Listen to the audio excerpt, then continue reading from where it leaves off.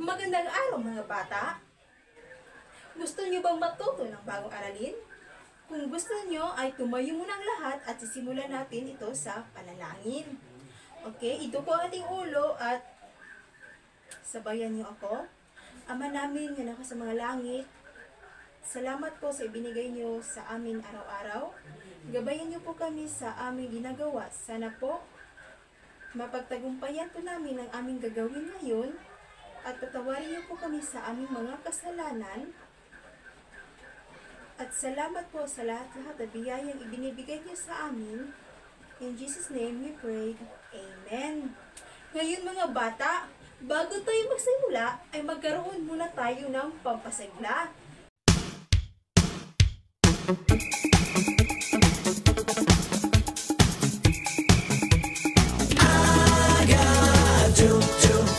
Push pineapple, shake the tree. I got do. Push pineapple, grind coffee. To the left, to the right. Jump up and down and to the knees. Come and dance every night. Sing with a hula melody. I met a hula mistress somewhere in Waikiki. Well, she was selling pineapple, playing ukulele. And when I went to the girl, come on and teach me to sway. She laughed and whispered to me, yes, come tonight to the bay. The lovely beach in the sky, the moon of Kauai, around Calypso surround. We'll all be singing this song. I got do. Push pineapple, shake the tree. I got do. Push pineapple, grind coffee. To the left, to the right, jump up and down and to the knees. Come and dance every night, sing with a hula melody. I got do. Push pineapple, shake the tree. I got do. Push pineapple, grind coffee. To the left, to the right, jump up and down and to the knees. Come and dance every night, sing with a hula melody.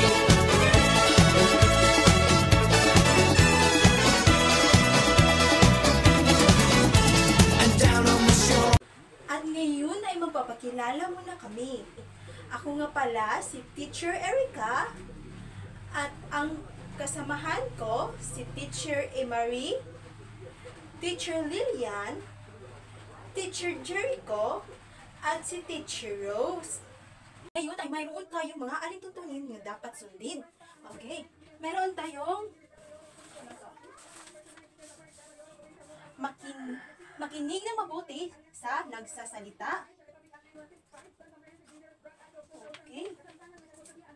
Kailangan makinig ng mabuti sa teacher. Hindi dapat magtabi. Sunod ay ang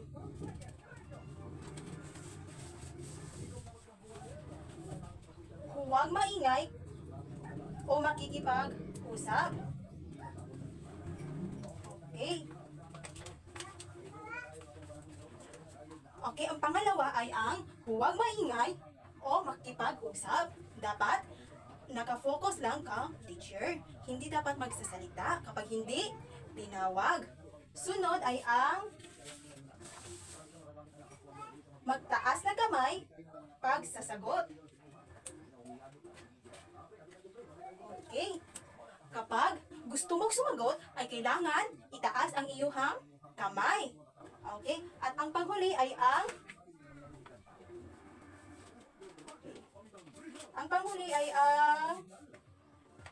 maging magalang sa lahat.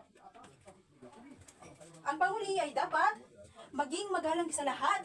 Hindi lang kang teacher, kundi sa lahat ng tao. Dapat maging mabait at magalang. Okay, ngayon, sino ang lumiban sa klase? Okay, very good dahil walang lumiban sa inyo. Ngayon, sino makapagsabi sa akin kung ano ang huli nating topiko? Okay, maraming salamat dahil hindi mo pa ito nakalimutan. Okay, ngayon ay magbibigay ako ng isang aktibidad. Ang tawag dito ay ang pagmasdan at sagutin. Makinig ng mabuti sa panoto. Ipapakita ng guro ang larawan na may kaugnayan sa aralin. Pagmasdan ito ng mga mag-aaral at sagutin ang mga tanong tungkol sa kung ano ang kanilang nakita, ginagawa ng mga tao, at kung sino ang mga namumuno sa kanila. Ngayon, ano ang nakita niyo sa larawan? Gusto kong mayroong sumagot. Okay, Batang Ruby. Ano ang nakita mo sa larawan? Ano kaya ang ginagawa nila? At sino kaya ang nag-utos sa kanila? Ano kaya sa tingin mo? Okay, maraming salamat. At ngayon, dadako naman tayo sa susunod na aktibidad. Ito ay tinatawag na Emoji Reaction Game, na kung saan ipapakita ang tanong at hahayaan ang mga estudyante na mag-react gamit ang mga emojis para ipakita sa kanilang damdamin o pagpahalaga sa mga sagot o sitwasyon. Pipili lamang sila ng mga emojis para ipahayag ang kanilang nararamdaman sa mga tanong. Nagkaintindihan ba tayo? Kung ganon, ay simulan na natin. Ito ang unang tanong. Paano mo ipinapakita ang iyong paggalang sa mga Pilipinong nagsusumikap sa kabila ng mga hamon sa ilalim ng patakarang pang-ekonomiya ng Espanya? Ano ang reaksyon mo? Sige. At ngayon ay dadako naman tayo sa pangalawang tanong. Ito ang tanong. Ano ang mararamdaman mo tungkol sa sapilitang pagbili ng mga produkto sa mababang presyo? Anong reaction mo? Maraming salamat. Ngayon ay dadako naman tayo sa pangatlong tanong. Ito ang tanong. Kung ikaw ay nabuhay noon, ano ang iyong gagawin upang ipakita ang iyong pagmamahal sa bayan sa harap ng mapang-aping Espanyol? Ngayon, ano kaya ang reaction mo dito? Maraming salamat. Dadako naman tayo sa pang-apat na tanong. Ito ang tanong. Kung ikaw ay pinagbabayad ng mataas na buwis ng mga Espanyol, ano ang mararamdaman mo? Ngayon ay pwede ka nang mag-react gamit ang mga emojis. Gawin mo na! Ngayon ay dadako na tayo sa panghuling tanong. Ano ang mararamdaman mo tungkol sa sapilitang pagtatrabaho na walang sapat na sweldo o sahod? Ano ang reaksyon mo dito? Okay, maraming salamat. At ngayon, dito natapos ang ating aktibidad tungkol sa Emoji Reaction Game. Maraming salamat. Okay, maraming salamat. Ngayon, may alam na ba kayo o mayroon na ba kayong idea kung ano ang topiko natin ngayong araw? Okay, ang topiko natin ngayong araw ay tungkol sa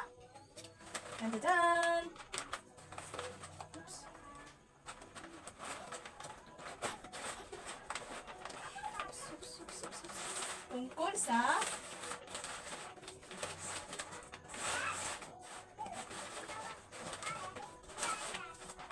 mga patakarang kolonyal na ipinatupad ng Espanya sa bansa. Okay, at mayroon tayong tatlong layunin. Una ay ang nasusuri ang mga patakarang pang-ekonomiya at pamahalaang kolonyal ng mga Espanyol at ang epekto nito sa mga Pilipino.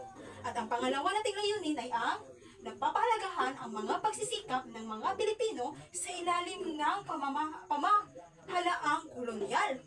At ang pangatlo ay ang naipapakita sa pagsasadula ang epekto ng mga patakarang kolonyal sa buhay ng mga mamamayan. Yan ang tatlong layunin natin na kailangan natin makamit pagkatapos ng ating diskusyon ngayong araw. Magandang umaga mga bata. Ngayon naman ay maipapagawa ko sa inyong aktibidad na pinamagatan na hulaan mo anong gawain ito at hahatiin ko kayo sa 7 pangkat. Bawat pangkat ay bibigyan ko ng isang litrato na kailangan nyo buuhin at ipresenta kung anong litrato ang inyong nabuo at sagutin ang mga tanong na ito. Ngayon naman mga bata, ating pag-usapan ang mga patakarang pang-ekonomiya na ipinatupad ng mga Espanyol noong panahon ng kanilang pananakop. Ang mga patakarang ito ay may malaking epekto sa kabuhayan ng mga Pilipino noon. Una, tatalakayin natin ang tributo.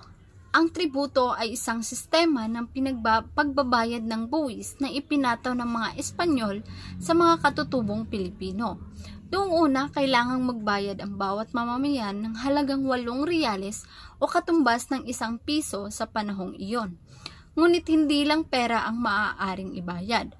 Pwede rin silang magbayad sa pamamagitan ng kanilang ani o produkto. Halimbawa ay bigas, nyog o anumang katumbas ng halagang hinihingi ng mga Espanyol.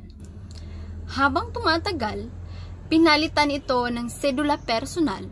Ito ay isang uri ng pagkakakilanlan kung saan lahat ng mamamayan na may edad 18 pataas ay kailangan magbayad ng buwis upang makakuha ng sedula. Kapag wala kang sedula, maaari kang maparusahan o makulong. Kaya't kahit mahirap ang buhay, napilitan ang mga Pilipino na magbayad nito.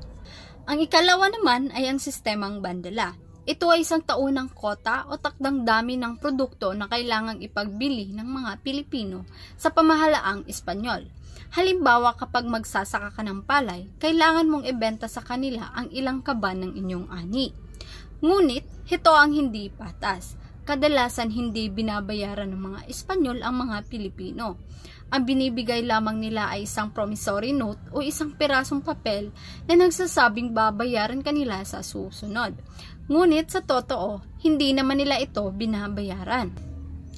Dahil dito, nalugi ang mga Pilipino at nawalan sila ng kita. Marami ang naghirap at ito ay naging isa sa mga dahilan kung bakit unti-unting nagkaroon ng galit at paghihimagsik laban sa pamahalaang Espanyol. Kaya tandaan nyo mga bata, ang mga patakarang tulad ng tributo at sistemang bandala ay nagpapakita kung paanong sinamantala ng mga Espanyol ang ating mga ninuno. Sa halip na umunlad, sila ay nalugmok sa kahirapan dahil sa mga patakarang ito. Magandang umaga mga bata, ako nga pala si Binibining Lilian Honorio at ngayon ay aking ipagpatuloy ang pagtatalakay ni Binibining Binatiro tungkol sa patakarang pang-ekonomiya. Ang pangatlo ay ang kalakalanggalyon at ngayon mga bata ay sino ang maaaring makapagbasa nito?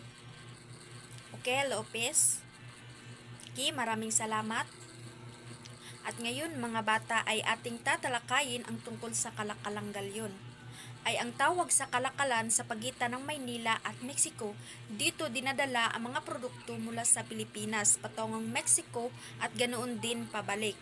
Karamihan sa mga kasali nito ay ang mga opisyal at Espanyol.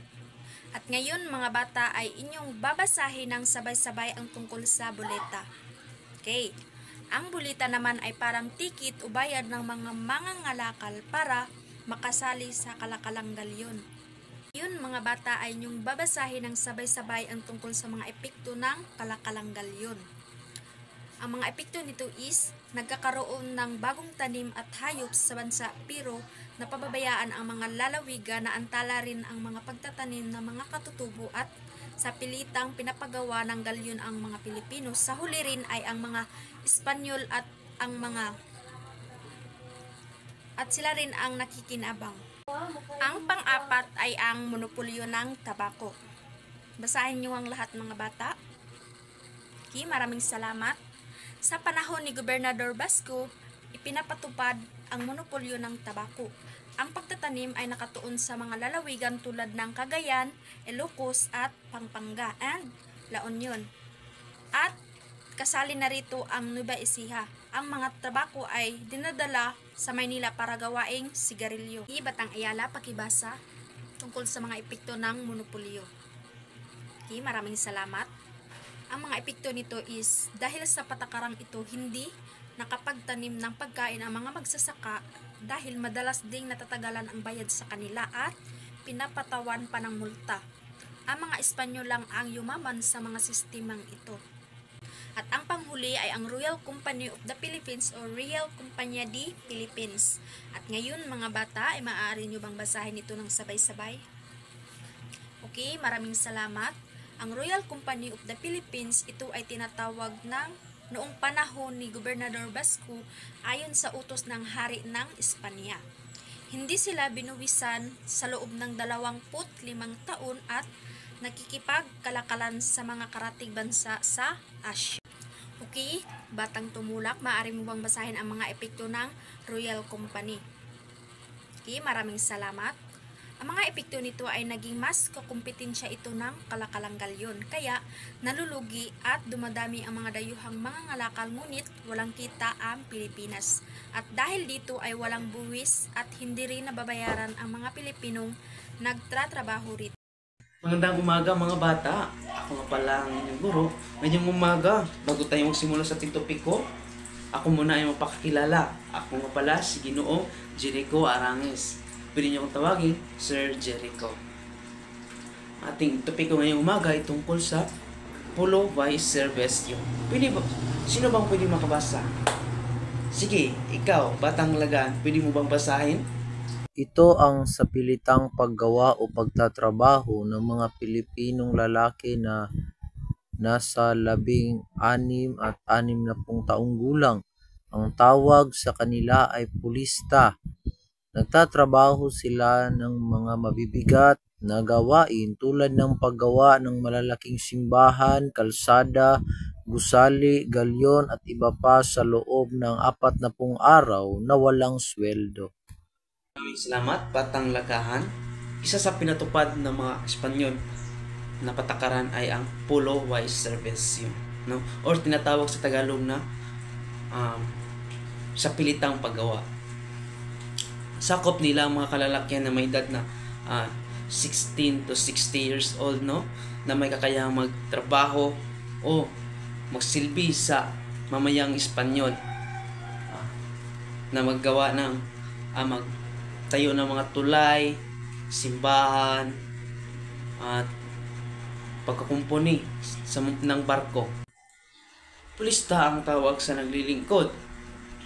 Sila ay nagtatrabaho ng 40 araw, ngunit ito ay binago at ginawang 15 araw noong taong 1884. May ilang pulista ang sinama sa mga digmaan, pakikipagdigma, no? Pakidigma sa mga Muslim at sa iba pang lugar. Pala. Pwede mo bang basahin? Sino bang gusto mo ba? Okay. Ikaw, Batang Brian, pwede mo bang basahin ang pala?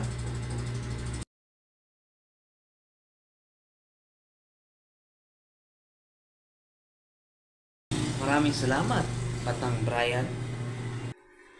Nakakaligtas lamang sa pulo ang isang Pilipino kung siya ay may kakayahang bayad sa pala o tinatawag sa Tagalog na multa bilang kapalit ng kanyang hindi paglilingkod sa mga Espanyol. At may ilan lamang ang may kakayahang o maligtas dito dahil sa kahirapan, no? At ang nakakaligtas lamang dito ay ang may tungkulan sa pamalaan, kabisa di barangay at iba pang miyembro ng prinsipalya ligtas sa pulo. At ngayon dumako naman tayo sa mga masamang epekto at mabuting epekto. Sino pwede makabasa? Sige, ikaw Batang Gamaw, pwede mo bang basahin? Masamang epekto. Nagdudulot ng paghihirap sa mga Pilipino dahil sa sapilitang paggawa kung saan napalayo sila sa pamilya, walang sapat na bayad at napabayaan ang lokal na ekonomiya na resulta sa pagbaba ng produksyon at tagutom. Mabuting epekto. Nakapagpatayo ng mga infrastruktura tulad ng kalsada, tulay, simbahan at gusali na napapakinabangan pa rin hanggang ngayon. Maraming salamat, Batang Gamaw. So, dumako muna tayo sa mga masamang epekto, no? Maraming pulista o Pilipino nawalay sa kanilang pamilya dahil sa pagtatrabaho sa malayong lugar.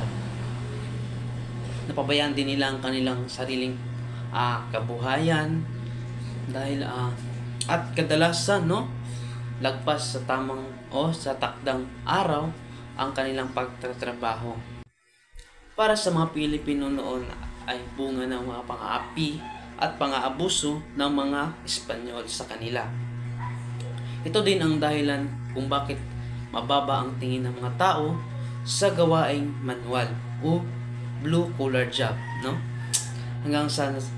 Hanggang sa kasulukuyan at tatak na sa mga isipan ng marami ang ganitong uri ng tradisyon na trabaho sa simbolo ng kahirapan at pang-aalipin ng mga Espanyol. At ngayon ay dumako naman tayo sa mga mabuting epekto sa Pulo ay serbisyo, no? Dahil sa Pulo dami ang naipatayo, no, na mga simbahan, no? Sa katunayan ay ang mga lumang simbahan ay tinayo ng mga pulista or mga dating Pilipinong manggagawa or nagsilbi sa mga Espanyol. At hindi ito nakaya ng mga Pilipino, kaya ang patakarang ito ay sanhi ng pag-aalsa sa panahon ng mga Espanyol. Ang halimbawa nito ay ang pag-aalsa ni Agustin Sumoroy noong taong 1649 hanggang 1650. Bukod sa pilitang paggawa, ay sa pilitan ding binibili ng mga Espanyol ang mga produkto ng mga magsasaka. Sistemang bandala ang tawag sa kanila. Ang bawat lalawigan ay binigyan ng daming produkto, no, sa pinagbibili sa pamahalaan. Ang mga produkto ay pinagbibili sa mga mababang halaga, no? Minsan ay hindi ito nababayaran. Ang mga natanggap lamang ng mga magsasaka ay mga promissory note, no? Kapag nasira naman ang kanilang mga pananim ng mga magsasaka, ay napipilitan silang bumili ng mga produkto sa ibang lugar upang mabuo ang utang pinagbigay ng pamahalaan na naglalong nagpapahirap sa kanila. Dumako naman tayo sa kasundating topiko. Ang kasundating topiko ay encomienda, no? Sino gusto makabasa? Sige, ikaw, Batang Pial. Basahin mo nga ang encomienda at encomiendero. Sistemang encomienda. Ang encomienda ay isang sistema kung saan ang lupaing ipinagkaloob ng hari ng Espanya bilang gantimpala sa mga tauhang Espanyol ay kasama ang mga mamamayan na naninirahan dito. Encomiendero naman ang tawag sa namumuno sa sistemang ito, na may tungkulin na mangolekta ng buwis at mga laga sa kapakanan ng mga nasasakupan. Maraming salamat, Batang Pial. Unang patakarang pinatupad ng mga Espanyol ay ang sistemang encomienda. Ang encomienda ay ang pinagkatiwala sa mga conquistador.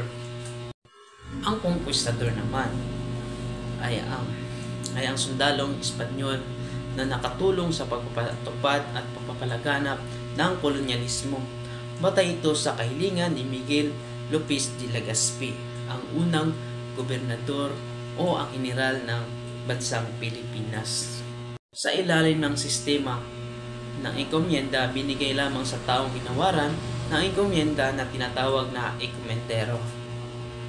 Encomiendero lamang ang may karapatang maningil ng buwis sa mamayang sakop ng encomienda. Maaari niya itong gawin sa 3 henerasyon at pagkatapos kailangan niyang ibalik sa pamahalaan ng encomienda. Tinuring ang encomienda bilang isang administratibong unit para sa koleksyon ng buwis. At tungkulin ng mga encomiendero na maningil ng buwis sa kanyang nasasakupan. Ang taga-singil niya ng buwis ay ang mga kabisa di barangay na sa dating dato sa panahon ng mga Espanyol ay nagsilbi na lamang silang pagkulikta ng buwis. Ang kabisa de barangay naman ang pinuno ng barangay sa panahon ng kolonyalismong Espanyol sa Pilipinas. Binibigay ng kabisa de barangay ang kanilang nakuliktang buwis sa enkomendero. Ang buwis na sinisingil sa kalalakiang may edad na 19 na taong gulang hanggang sa 60 taong gulang ang nagkakahalagang 8 reales sa loob ng isang taong. At maaari din naman sa anyong ani o sa pilitang paggawa. Ang buwis na binibigay ng enkomendero bilang kapalit ay tungkulin din ng enkomendero na protektahan ang sakop ng kanyang nasasakupan o nasasakupan sa enkomienda laban sa nagtatangkang guluhin ang kayusan. Tungkulin din ng enkomendero na suportahan ang pag-mimensyon ng praile. At dapat siguraduhin magiging Kristiyano ang lahat ng tao ng kanyang nasasakupan. Mga pang-abuso ng enkomendero. Nagbibigay daan ng ang sistema ng enkomienda na pang-abuso sa katutubo. Ang una, nakakabigat sa kanila ang 8 reales na buwis sa enkomendero.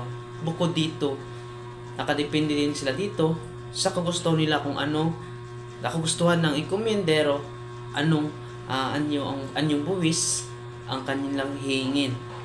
At naging sanhi din ang sistema ng enkomienda sa pagkawatak-watak ng mga katutubo, sapagkat ang naniningil sa kanila ng buwis ay kabisa di barangay. Kapwa katutubo nila, kung kaya sanhi ng kanilang paghihirap ay kababayan din nila. Ang pang-abuso sa kanilang katutubo sa kamay ng enkomendero ay nagbigay daan sa mga praile na ipatigil ang sistema ng enkomienda dahil sila ang naging sumbungan ng mga katutubo nito. Yun lang muna ang ating topik ko ngayong araw, at dumako tayo sa susunod na gawain. Magandang araw mga bata. Ako nga pala ang inyong guro sa talakayan na ito. Ako, si Gurong Rosemary Gonzales. Ngayong inyo nang natutunan ang mga nauna nating talakayan, ngayon naman ay ating tatalakayin ang pamahalaang kolonyal. Ano ba ang pamahalaang kolonyal? Ito ay pamahalaan sa panahon ng pananakop ng mga Espanyol. At ang pamahalaang kolonyal ay nahahati sa 2 antas. Ano ba ito? Una ay ang pamahalaang sentral o ang sentro ng kapangyarihan sa buong kolonya. Nariyan ang ehekutibo. Ano ba ang ehekutibo? Ito ay ang gobernador general. Siya ang pinakamakapangyarihang opisyal sa Pilipinas na nanunungkulan sa Palasyo del Gobernador. Siya rin ang makapangyarihan sa gawaing lehislatibo at hukuman. Ngayong alam nyo na ang ehekutibo, lumipat naman tayo sa Royal Audienza. Ano ba ang Royal Audienza? Ito ay ang kataas-taasang hukuman sa bansa. Pangunahing tungkulin nito ay makialam at dinggin ang kaso ng sinumang opisyalis o huwes na tumutulong kung may paglilitis. Ibig sabihin, ito ang opisyal na tagapayo at tagabantay sa gobernador general. So iyan ang pangunahing antas na may 2 bahagi. Una ay ang ehekutibo, pangalawa naman ay ang Royal Audienza. Ngayong alam nyo na ang pamahalaang sentral, pumunta naman tayo sa pamahalaang lokal. Ang pamahalaang lokal, ito ay ang pamamahala sa mga lalawigan at bayan. Nariyan ang alkalde mayor. Siya ang namamahala sa buong lalawigan. Tungkulin niya na mangolekta ng buwis, pamahalaan ang kanyang lalawigan. Gobernador Silio. Siya ang pinuno ng isang bayan o pueblo. Naglilingkod siya sa buong bayan at nangangasiwa sa katahimikan ng lugar. Nariyan din si Cabeza de Barangay. Siya ang namumuno sa pinakamaliit na unit ng pamahalaan, ang tinatawag na barangay. Karaniwan, siya ang dato at napiling pinuno nito. Tungkulin niya ang pangunguna sa pagkolekta ng tributo o buwis sa barangay. Tandaan, sa pagbabago ng pamahalaan, ang mga Espanyol lamang ang humahawak sa mataas na posisyon sa pamahalaan. Ang mga Pilipino naman ang pinakamababang katungkulan, tulad ng Gobernador Silio at Cabeza de Barangay. At dito na nagtatapos ang ating talakayan. Maraming salamat sa inyong pakikinig mga bata. Mayroon ba kayong natutunan sa kanilang ginawang pagpapaliwanag tungkol sa mga patakarang pang-ekonomiya at pamahalaang kolonyal? Okay, magaling. Mayroon na kayong natutunan. Ngayon ay dadako naman tayo sa pagsasadula. Okay, makinig kayo sa panuto. Hatiin sa siyam na pangkat na grupo. Bawat grupo ay bubunot ng mga salita. Magplano lamang ng 30 segundo, pagkatapos isasabuhay ng 1 minuto lamang. Ito ang mga salita ang dapat niyong isasadula. Pagbuwis o tributo, sistemang bandala, kalakalang galyon, monopolyo sa tabako, Real Compañía de Filipinas, sa pilitang paggawa o polo e serbisyo, sistema ekonomida, pamahalaang sentral at ang pamahalaang lokal.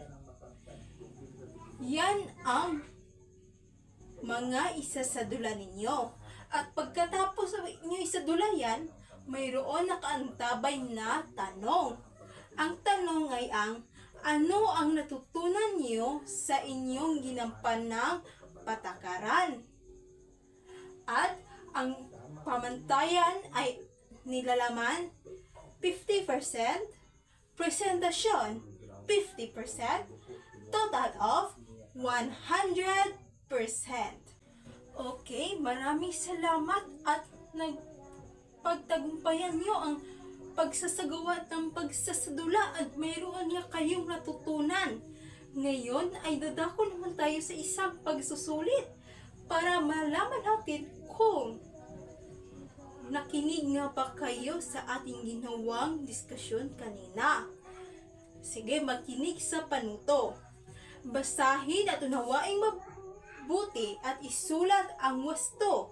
Kung tama, kung mali naman, isulat ang di wasto. Number 1. Layunin ng patakarang pang-ekonomiya ng mga Espanyol na makinabang mula sa likas na yaman ng Pilipinas, wasto or di wasto? Okay, susunod nga katanungan. Sa ilalim ng pamahalaang kolonyal, ang mga Pilipino may malawak na karapatan sa pamumuno at pagsasagawa ng batas. Wasto or di wasto? Okay, dadako naman tayo sa tatlong katanungan. Ang galyon trade ay isang halimbawa ng patakarang pang-ekonomiya noong panahon ng mga Espanyol. Wasto or di wasto? Okay, pang-apat na katanungan. Ang Gobernador General ang pinakamataas na pinuno ng lokal na pamahalaan noong panahon ng mga Espanyol. Wasto or di wasto? Sige, thank you. Susunod tayo sa panghuling katanungan. Isa sa mga layunin ng pamahalaang kolonyal ang pagpalaganap ng Kristyanismo. Wasto or di wasto? Okay, idadako naman tayo sa ibang bahagi ng pagsusulit na kung saan isusulat lamang ang titik ng tamang sagot. Okay, number 6. Ang pangunahing layunin ng patakarang pang-ekonomiya ng mga Espanyol sa Pilipinas. Ano ang pangunahing layunin ng patakarang pang-ekonomiya ng mga Espanyol sa Pilipinas? A. Pagpalawak ng edukasyon. B. Pagtatag ng kalayaan ng mga Pilipino. Letter C. pagpapayaman ng mga Espanya sa pamamagitan ng likas na yaman ng mga kolonya? O letter D, pagtatag ng demokratikong pamahalaan? Okay, number 7. Sino ang pinakamataas na opisyal sa sentral na pamahalaan ng mga Espanyol? A. Alcalde Mayor, B. Gobernadorcillo, C.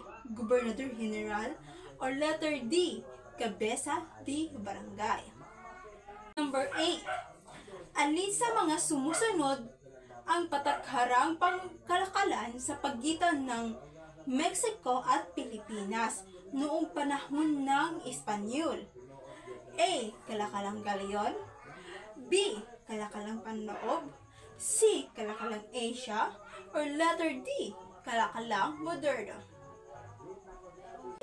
Pagsiyam na katanungan.